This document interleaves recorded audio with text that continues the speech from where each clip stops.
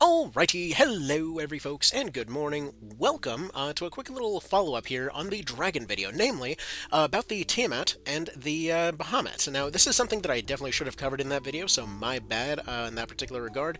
But we're going to be covering this little happy detail today. So, there was a question that had popped up in the comments, basically saying, okay, so when it comes to a lot of the other dragons, they've got their obvious uses.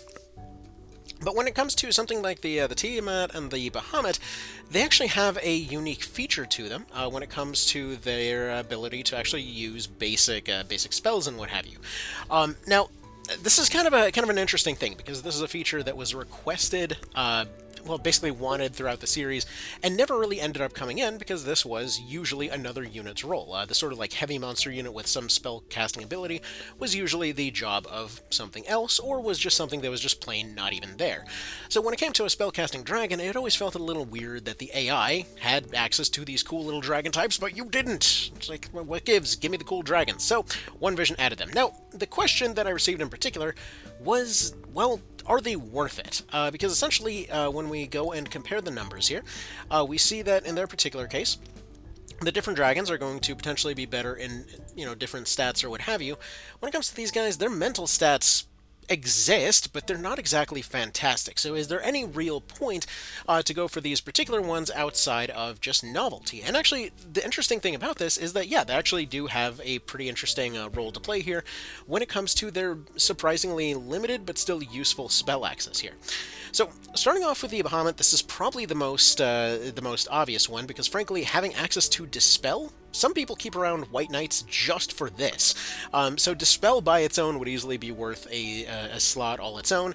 They don't actually need any mental stats for that to happen. Dispel just dispels, any kind of readied abilities, gets rid of a buff, gets rid of a debuff. It's a very good universal thing. And if you have, let's say, a situation where you got hit by a Sky Burial, or you got hit by an Advent Sign or something, you have the more specialized removal abilities available to you, but Dispel on its own is already ridiculously good. So the Bahamut immediately sells itself in that particular regard. But the other question was on the Tiamat. So it's got only 4 spells available on this one, so how does this compare with something as good as Dispel? Well, it's actually interesting because it's the kind of lack of mental stats here isn't really going to be holding it back that much. So in this particular case, we've got access to Shadowfax. So this is functionally speaking like being able to use your MP bar like your TP bar. So in a situation where, let's say, you got drained of your TP bar, you didn't have a breath move available, Shadowfax essentially still gives you a breath move that cannot miss. So Shadowfax is always 100% accurate. It absolutely cannot miss. They only get the first one, but that doesn't really necessarily matter. Again, really cheap to cast, convenient area, doesn't hit friendly units, and this by itself is oftentimes enough to deal with low to medium kind of defense targets there. It's oftentimes able to be a reasonable punch against even heavier stuff. It doesn't need a bunch of push behind it. Shadowfax is just good as a general purpose, throw it out there, like cheap little, AoE whenever you want it kind of move. So in general, that's already pretty useful. Second one on the list is going to be Decay. So that one's a little bit harder of a sell in their particular case, but this is something that I want to point out when it comes to heavy units. When we're talking about like heavily armored stuff, when we're talking about other heavy units like themselves, they are going to have absolutely ass evasion when it comes to debuffs of any kind. So even if they don't really have the mental stats to stick up for themselves in a direct, like if they're throwing around fireballs kind of sense, in their particular case, Decay, even on a low mind kind of unit, it's still going to be just fine. In fact, I believe Decay it does mention 100% accuracy. I don't know if that's actually right, but either way, Weaken apparently will definitely hit. Poison has something like 60% chance to hit by base here. I don't know if that's right or not. I feel like there's maybe something off about that, but either way, it's still going to be an ability that is very useful for dropping a poison and weaken. So especially for countering other dragons, countering other beast units, countering heavies, especially if you happen to run into hoplites that you can't otherwise deal with, Decay is a great way for them to deal with them, and usually their evasion is near non-existent unless they're running Apostate. From there, we've got access to Abyss. So let's go ahead and go over here. So Abyss is similarly going to be an anti-heavy move, delays recovery time by 40 to 60, so basically this is roughly 40 to 60% of a unit's turn order count there, just gone, as well as dazing them for a few turns here. So that's going to reduce spell evasion. So again, if you need to use this to set up to make somebody even more likely to be hit by something, you could, although they already have a 100% hit move, it's just kind of here. Realistically, you're using this for the delay.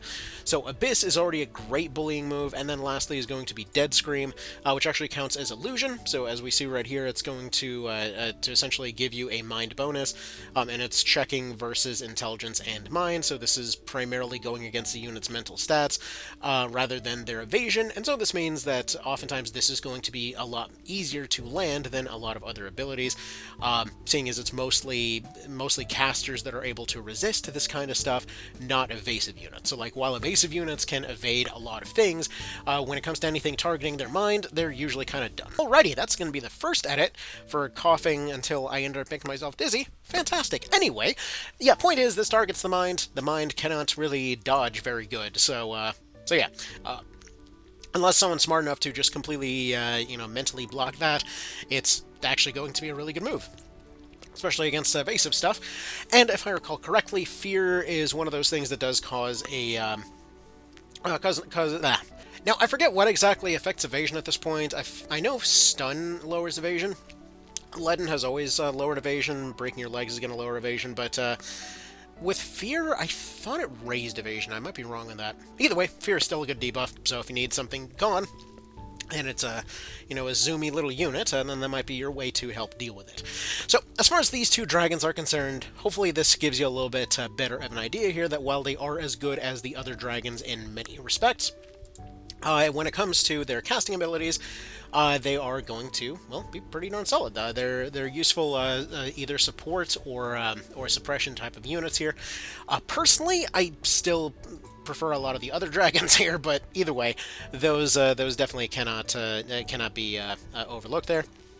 Again, with the Bahamut there, sure, you could throw a rock, but then, if you're getting rid of a petrification, a shackle, a slow at the same time, that's potentially going to be a lot better value than simply throwing a rock at one guy. So I would say in general, they're a lot more varied, a lot more versatile. So that gives you that right there. So at any rate, hopefully this was useful for you. Y'all have yourselves a good one, take care, and I will see you in the next one.